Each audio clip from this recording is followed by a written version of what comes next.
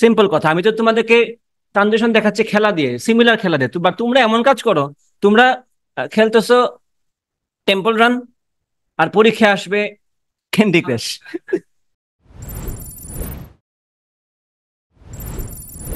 এই কথা না শুনে মারা খায়। তোমার প্রথম ফরজ কাজ হচ্ছে, যে বই তুমি পড়ছো সেই বইয়ের প্রত্যেকটা ম্যাথ ভালো মতো পারা। এখন এটা অসীম কুমার শাহ হোক, এটা কেতাবুদ্দিন স্যার হোক, এটা এসইউ আহমেদ হোক, এটা ইসাক হোক, তপন হোক, শেলু হোক, যে বইটা তুমি ইন্টারমিডিয়েটে পড়ছো সেই বইয়ের প্রত্যেকটা ম্যাথ তোমার একদম ভালো মতো মুখস্থ পারতে হবে। মুখস্থ মানে কি? এই যে বললাম, ডাটা দেখে তুমি আনসার বলতেছো 15 মিটার/মিনিট, এইভাবে প্রত্যেকটা ম্যাথ থাকা লাগবে।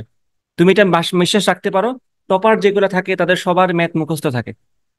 সব ম্যাথ না, তাদের সবার অনেক ম্যাথ মুখস্থ থাকে যেগুলো পরীক্ষায় আসে। জাস্ট দেখো, একটা জিনিস খেয়াল করো, এই যে একজন দেখেই বলে দিল আনসার হচ্ছে কত, 15 মিটার/মিনিট, তুমি তারে কেমনে বিট করবা? তোমার পক্ষে তাকে বিট করা সম্ভব না। অথবা যে স্টুডেন্টটা এই শর্টকাট মুখস্থ পারে, দেখেই বলে দিছে 10, 103, 105, দেখেই বলছে 2√3, তাহলে তুমি কিভাবে বিট করবা?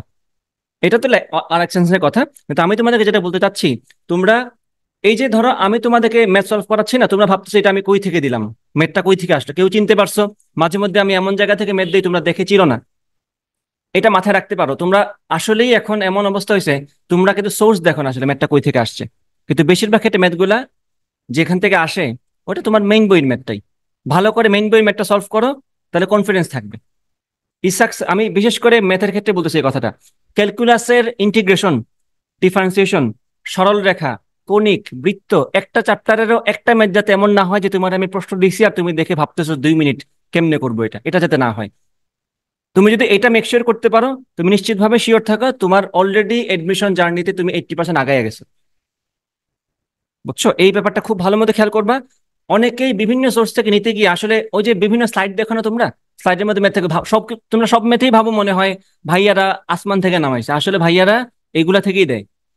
অনেক ম্যাথে থাকে ইন্ডিয়ান বই থেকে দেয়া থাকে, সেটা সত্য কথা।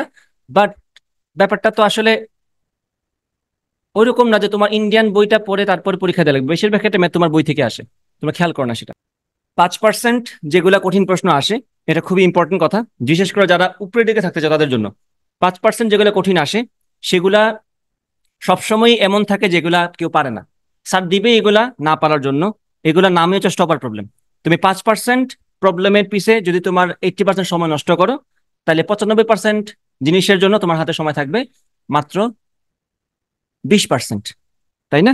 তো 20% সময় দিয়ে তো তুমি নিশ্চয়ই 95% জিনিসে ভালো করতে পারবে না, তোমাকে ভালো হওয়া লাগবে। এই যে বললাম, দেখি আনসার করে দিতে পারা। একটা স্টুডেন্ট খুব কঠিন কঠিন প্রবলেম সলভ করছে, বাট এই ম্যাথ সে জীবনেও দেখে নাই হয়তো। সে হয়তো এই বইয়ের দিকে, এই বইয়ে সে মুখ তুলেও তাকায় নাই এই প্রবলেমটা, তা কি সময় লাগবে না এটা সলভ করতে? আর যে এগুলাই করে গেছে সে তো দেখে আনসার করে ফেলবে। তো অবশ্যই মেইন বইগুলো ভালো মতো সলভ করবে, এটা সবসময় মাথায় রাখবে। একটা প্রবলেম যাতে এমন না থাকে, আমি এখনো নিশ্চিতভাবে এটা বলতে পারি তোমাদেরকে, এখন এখন এখন এই মুহূর্তে যারা আছে এই মুহূর্তে আমার সামনে বা অনলাইনে, এখন আমি অসীম কুমার শাহ স্যারের বই থেকে সরল রেখার একটা প্রবলেম দিব, এটা কেউ পারবে না। এখন যদি দেই, একটা প্রশ্ন, যে সরলরেখা চ্যাপ্টার থেকে অসীম কুমার শাহ স্যারের বই থেকে সরলরেখা চ্যাপ্টার থেকে একটা প্রশ্ন তোমাদের সামনেই ছিল এতদিন, এখন দিলাম, এখনই কেউ পারবে না। দিলে এখনই পারবে না, আমি যেদিন দিব আমি বলেই দিব আবার। সরলরেখা আসুক, সরলরেখা আসুক, আমি দিব সেটা। আমি এবং অসীম কুমার শাহ স্যারের বই থেকে দিব, বলেও রাখলাম। দুইটা গেমের নাম বলো তো আমারে। পাবজি, আর একটা হচ্ছে কল অফ ডিউটি। তুমি পাবজি প্র্যাকটিস করে কল অফ ডিউটিতে ভালো করতে পারবে না আসলে। কল অফ ডিউটির স্ট্র্যাটেজি, কল অফ ডিউটির মেশিনারিজ, এগুলোতে তোমার যে দখল থাকবে, কল অফ ডিউটি খেললে পাবজিতে তুমি সেটা দিয়ে কাজ করতে পারবে না। তোমাকে একটু হইলেও ওটা অ্যাডজাস্ট করতে সময়, সামান্য হইলেও সময় লাগবে। সিম্পল সিম্পল কথা। তুমি পেস খেলে প্র্যাকটিস করে ফিফায় গিয়ে ভালো করতে পারবে না, স্বাভাবিক জিনিস এটা, মানে প্রত্যেকটাতেই যার যার একটা হিসাব থাকে। So, আমি তোমাদেরকে কাছাকাছি জিনিস দিয়ে বললাম না, তোমরা অনেক ক্ষেত্রে এটা করো, তোমরা খেলতেছো ফিফা আর তোমাদের পরীক্ষা হচ্ছে ক্ল্যাশ অফ ক্ল্যান্সের। তোমরা কতটুকু ডাইভার্ট হও বুঝতেছো? এই এই ডাইভার্সন গুলো তোমাদের মধ্যে নিয়ে আসে মানুষজন। যে তোমরা, আমি তো বলছিলাম ক্ল্যাশ অফ ক্ল্যান্সের, ধরো ক্ল্যাশ অফ ক্ল্যান্সের মতো আরেকটা কে আছে, এম্পায়ার আর্থ। অনেক আগে ছোট থাকতে 90s এর যারা ছিল তারা চিনে এটাকে, এম্পায়ার আর্থ। ওগুলো তো কাছাকাছি। এম্পায়ার আর্থ খেলে প্র্যাকটিস করছো, ক্ল্যাশ অফ ক্ল্যান্সে হয়তো 2-1 দিন একটু আটকে গেছো। তোমার তো কম্পিটিশন 1 ঘন্টার। তুমি খেলে আসছো এক গেম, তার কাছাকাছি গেমই তোমার দিলাম, তারপরে তুমি আটকাবা, তাই না? তুমি খেলে আসছো ফিফা, পেসে গেলে তুমি একটু হলেও তোমার একটু বা তোমার আমি দিয়ে দিলাম এখন মোবাইলের রিয়েল ফুটবল আছে না একটা, আমি তো অনেক খেলছি এটা। সো আমি ফিফা খেলে আইসা কি রিয়েল ফুটবলে ভালো করতে পারবো? না। সিম্পল কথা, আমি তো তোমাদেরকে ট্রানজিশন দেখাচ্ছি খেলা দিয়ে, সিমিলার খেলা দিয়ে। বা তোমরা এমন কাজ করো, তোমরা খেলতেছো টেম্পল রান, আর পরীক্ষা আসবে ক্যান্ডি ক্রাশ। বুঝছো? তোমাদের অনেক ক্ষেত্রে সিচুয়েশনটা এক্স্যাক্টলি এরকম যে তোমরা রিলেভেন্টই থাকো না, ইররিলেভেন্ট জিনিসপত্র নিয়ে পড়ে থাকো। রিলেভেন্স থাকলে এটা তাও কথা ছিল যে কল অফ ডিউটি খেলে আসছে, তাকে পাবজি শিখাতে সময় লাগবে না, সে আরো আরামসে খেলে ফেলতে পারবে। যে ক্ল্যাশ অফ ক্ল্যান্স খেলছে, সে এম্পায়ার আর্ট, যে যে এম্পায়ার আর্ট খেলছে সে ক্ল্যাশ অফ ক্ল্যান্স শিখে যাবে, কোনো সমস্যা নেই। বাট তুমি খেলে আসছো ক্যান্ডি ক্রাশ, তুমি খেলতেছো ওইসব। আর তোমার পরীক্ষার প্রিপারেশন নিতে হবে টেম্পল রান দিয়ে। টেম্পল রান দিয়ে সাবওয়ে সার্ফ হয়তো ম্যানেজ করে ফেলা যাবে, সমস্যা নেই, একটু সময় লাগবে। কিন্তু টেম্পল রানের সাথে ক্যান্ডি ক্রাশের কি সম্পর্ক?